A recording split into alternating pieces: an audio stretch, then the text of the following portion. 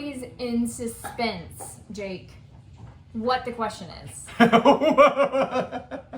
In this whole sentence, it actually made sense. But it sounded like we just started this video off by saying what the question is. Today's question is, how do I set realistic goals? Boring. Who wants to be realistic? Well, that's never the goal, to set realistic goals. Well, who decides? There's a police, and they're called the realistic police. And if you're not setting realistic goals, they will come to your door and say you're breaking the law. These goals don't count. I always think this is an interesting question because I've lived two different lives. In this life, I deal with goals, aspiration, dreams, and I deal with people looking at motivation, what I'm capable of, and maybe they're feeling like, oh, I'm not really sure that I can, so I'm gonna ease off and go this route. In my previous life, everyone was like, I can't do math. I'm terrible at math. Math is super hard. I'm not a math person.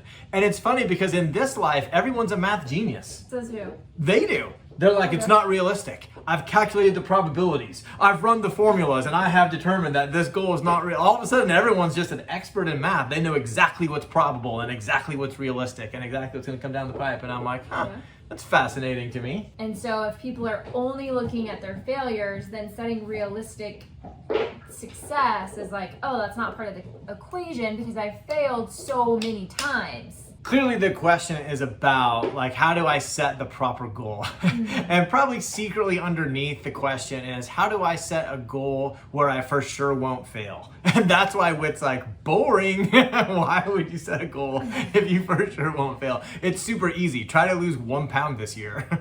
Right, yeah. And I think that realistic is really our brain's way of disguising confidence. Like, let me set a goal that I am confident I can achieve. And that makes total sense because we don't like to fail.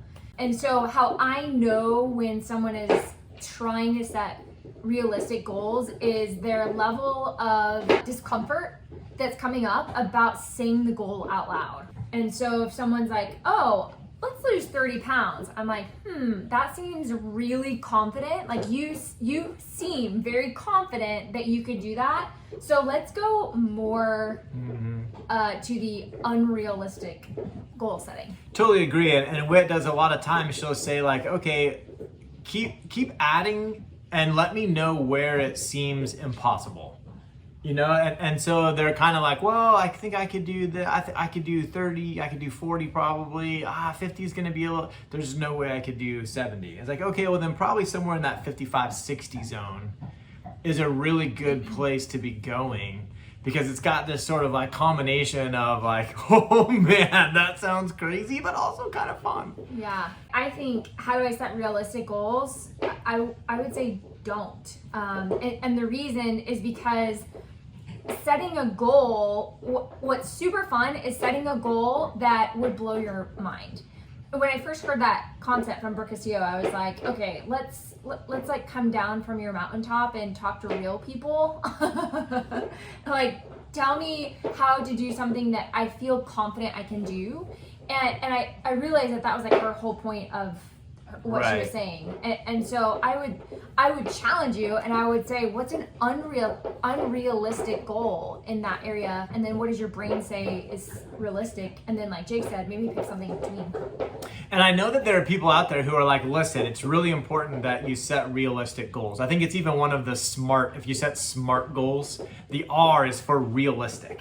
Why do you think some people say that? Why is that such a big deal to so many life coaches out there and so many people that are advising? To set realistic goals? Yeah. To have the success of it? Yeah, I agree. Right? I think it has to do with the fear. It's a belief that failure is such a bad thing. And I think it that definitely feels bad. If you're like, oh man, I cannot fail. Like it's really important that I don't fail. Well, then a realistic goal is really important. Yeah. But if the purpose of your goal is to take a journey to see how far you can get, to see how much you can accomplish, who you can become, and you're really, the idea is to just like, let's find out, then all of a sudden a realistic goal isn't so important because it just has to be in this window where you're not going to be like, well, that's just impossible, so I'm not going to do it. Like, okay, my goal for tomorrow is to do 1,000,000 push-ups. And I'm like, 10, yeah, that's enough because that's as close to 1,000,000 as I can get. Then it's now ineffective. But if you're if you're like, I'm going to take charge of my own responsibility to keep pursuing, and I want to see how far I can pursue, I think you're going to find out a lot more about yourself if the goal is outside of your definition of realistic. Yeah, and I would just say have fun with it. Whatever goal you choose, definitely have fun, and check in with yourself intentionally, periodically, on how am I having fun with pursuing this goal. This question actually comes from a buddy of mine, and he wanted to know, how do the adults eat healthy when they have young kids? And so his thinking is something along the lines of, well, the kids won't eat the healthy food that the adults eat. Maybe what I should just do is wait until the kids, I don't know, are married. And then I'll start eating healthy once they're out of the house and I can just do my own thing. But while we're all here, the only solution I can really come up with is either have kids that like asparagus, or I'm just going to have to eat mac and cheese. I think that eating healthy is always going to be a challenge until you are finding out what health works for you. Does that make sense? Yeah, I mean, I think that eating healthy is very vague. I mean, we know extremely what vague healthy is. Kale. Like, let me have kale, beet juice, and chicken breast, and you're like, there you go. That seems really hard. What health foods do you enjoy? If healthy is the goal, it's so vague that our brain just wants to give into what's easy and convenient. Mm-hmm. And so it's not really a matter of, oh, there's so much junk food or snack food in the house, how do I eat healthy? It's more of finding out what your healthy looks like, so that all the junk food and snack food doesn't look so tempting, because you already know what your solutions are and you like your solutions. There's a piece of this that I want to push on a little bit that Whit is so good at bringing out from clients in sessions. She always changes the food. And so if I were to say something like, oh, well, my kids only eat pizza, and I don't want to make 2 dinners, and they're not going to eat the healthy food I want. And so is it really just that I need to eat pizza until they're out of the house? And it sounds so reasonable. It sounds like you're really trapped. It sounds like there aren't options in there. And so in an effort to kind of broaden your solution mindset, I really don't like pickles. And so if I took that same scenario and I'm like, yeah, my kids only eat pickles, well, I would find something else to eat. And the reason that's like an important thing to be aware of is that now you're being a little more honest that the reason I'm having a hard time finding a solution out of joining my kids to eat pizza is because I like pizza. And I'm secretly, at least part of me is looking for a way to eat pizza. And so my brain is like quickly dismissing any solutions that I might have to not eat the pizza, because it's like, if we could just shoot these 3 down, I think we get pizza again tonight. Yeah. And so that's one area that I would really recommend you check on, is making sure that you really do want to eat healthy. Mm-hmm. Yeah, and really defining what healthy looks like for you that you enjoy. What are some healthy meals that you enjoy? I love ground turkey. You do. And I think a lot of people think that's boring. Yes. We were actually even signing up one time for a, you say I'm boring? Turkey, ground turkey. Oh, I thought you said he is. I'm glad you didn't say that. We were signing up one time for this like body challenge thing that we were gonna do that ended up not happening. But on it, we knew that like 3 times a day, you're gonna have to eat a cup of ground turkey. Oh yeah. And I was like, that's gonna be my favorite part. I'm so excited for that part of the body challenge. I love ground turkey. I love grilled vegetables. I really like iced tea, unsweet tea. Mm-hmm. It's great. What about you? Yeah. She's a salmon. Salad and salmon is very good. I actually like egg whites a lot, which I used to write off as that's only if you're looking to be a bodybuilder. Bodybuilders are the ones that would be crazy enough to eat egg whites.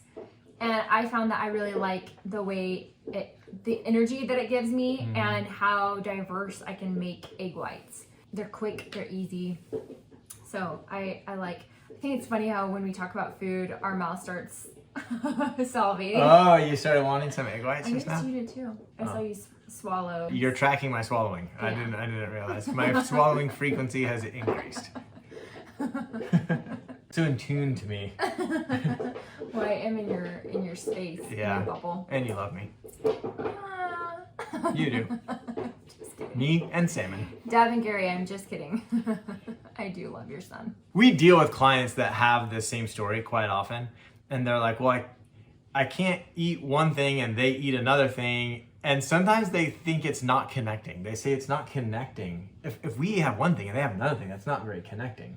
Which is always funny because at the restaurant, you probably don't order the same thing and you still go there and connect. Yeah. And so it could be, I mean, I'm not trying to say you need to make a different meal for both parties because it could be that you're not willing to do that. But I think that's important to be aware of.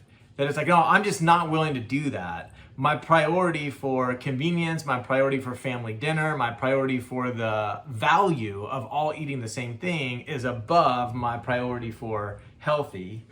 Unless I'm going to make healthy food for my kids too, and then my value for my kids enjoying dinner is lower than my value for my kids eating healthy. You know, like you just want to be aware of your values. There's not a right and wrong way to do that.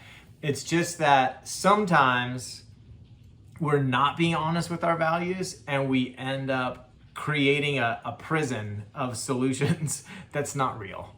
Yeah, so don't lock yourself in that prison. No, stay out of jail. Hey, thanks for watching this episode of Ask Steadfast. Whit and I are super excited to use this avenue to sort of spread our message. And so it'd mean a ton to us if you'd subscribe to this channel. Additionally, if you have any questions you'd like to see addressed in future episodes, whether serious or funny, we'd love to see those in the comments. So leave that in the comment below and we'll see you in the next one.